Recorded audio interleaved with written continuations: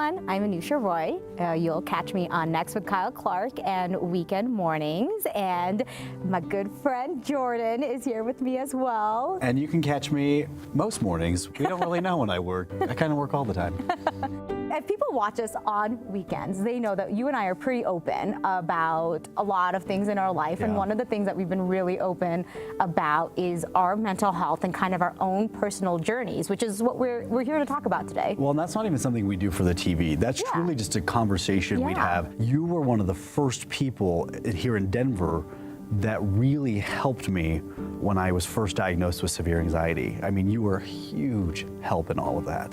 And I can't thank you enough. No, I mean, and vice versa, right? I think that when you were so open with me about some of the things you were going through, I had realized there were so many parallels with some of the things you were feeling that I had always felt, you know, because I've had anxiety since I was a kid, but no one ever helped me put a name to it. And you were one of the first people who helped me do that. And that's when I started trying to find ways to help myself. Well, I'm glad that's why we're doing this. I'm glad that's why we're having this conversation, because I think for so many people, it's just a feeling, but they don't have a way to identify it. And without giving it a name, they don't know how to learn to manage it. They don't know how to learn to live alongside of it, because I think that's really important as we talk about this. You and I continue to talk because we still have to talk. Yes. It's not a one and done. We talked about this great, the world is fixed type of situation. It's on any given day, you might get a text from me or a call from me with me saying, something's going on. Yeah. I need you to remind me of some of the things we've talked about in the past. One of the things that we've discovered is about how deep-rooted, you know, and how far back to children that we've started to realize that when we were children, all of these signs and symptoms that we just never, ever did anything about or didn't realize what was happening. And that's a part of your journey too. I was growing up a gay teenager in Amarillo, Texas. I really felt out of place. In the locker room, on my sports teams, I didn't talk. I didn't feel like I could talk. That was actually the root of me not feeling like I should say something. That was the root of me feeling like I need to keep any kind of feelings like this to myself. And that is really what led to my first thoughts of suicide. That's what led to my first thoughts of I don't belong here. That's what led to my first thoughts of you're not good enough and you'll never be good enough. I think when I first realized I had severe anxiety, when I first was able to put a name to my anxiety, I had actually felt it for years before. I just didn't know what it was. And I felt the same crippling effects. I couldn't get out of bed in my first job back in Texas.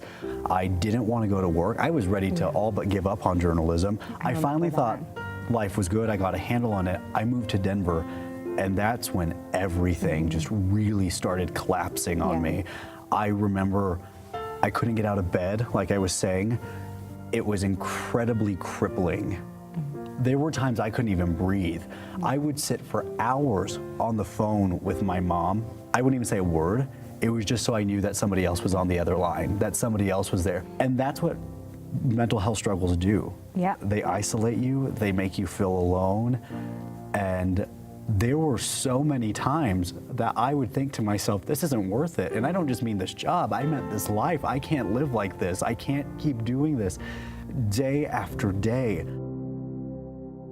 What made you turn around and get that help? Like, what got you to that point to take that first step? Oh, it wasn't easy getting that help at all. I didn't even know I needed that help. I thought this was going to go away on its own. This was part of life, part of a new job. This was on me to figure out how to fix it. I didn't realize there was something much more powerful at play here. I started describing this to people.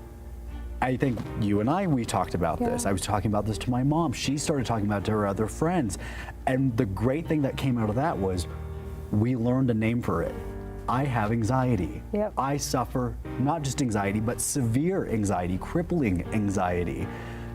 And then amazing things came from this. It was all of a sudden people were talking to me about it. Family members that I had no idea that suffered it too reached out to me and gave me their techniques. And I no longer felt alone. Yeah. I no longer felt like I didn't have a place. It all started by being able to talk about it. It all started by just speaking. And even if I didn't have the words for it, somebody else did, as long as I talked to them about it. It feels like very simple, right? To say, oh, just start talking about it. But I think both of us, you know, have been there where we have taken that step and we know that it's not easy to do. It's not easy. The problem with anxiety, the problem with depression, the problem with so many different struggles with our mental health is it is a big heaping pile on you. It is heavy. When you did realize, you know, what was going on, where did you go and where did you get that help beyond, you know, us and friends? First and foremost, I reached out to people that had told me they suffered from it. And I started asking their advice, well, what did you do? And I was given advice from everything about breathing techniques to guided meditation apps to different books I can try reading, to eventually it led me down to, hey, have you talked to a therapist? Right. And I was able to find a really good one who I still see to this day. So this started years ago. And now it feels like I'm having coffee with a friend. And it's so nice because sometimes I forget things and she doesn't.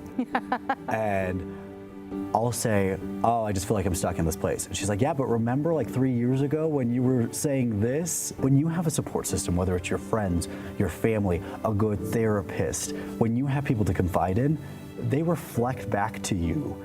And a lot of the times what they reflect back to you is, hey, what you're feeling is not reality. Let's wade through this. Or they reflect back to you all the growth that you've been able to achieve. So much of it is just being kinder and gentler to ourselves. I think that's like one of the things that I've learned through you a lot is just going a little easy on myself. Yeah. And allowing yourself to not be okay. Yes. It's okay to not be okay. The more you progress with it, the more you learn to manage it, the more you talk about it, it really connects you to so many people. And I have a hard time feeling like I'm alone. Yeah. Even with any struggle I still continue to have, I know who I can call. I know if they don't answer, who else I can call. If that doesn't work, I know what methods I can try on my own. Yeah. It makes the world a little bit smaller and a little bit happier. It's the strongest community I have. It's the strongest community and the best community. Yeah.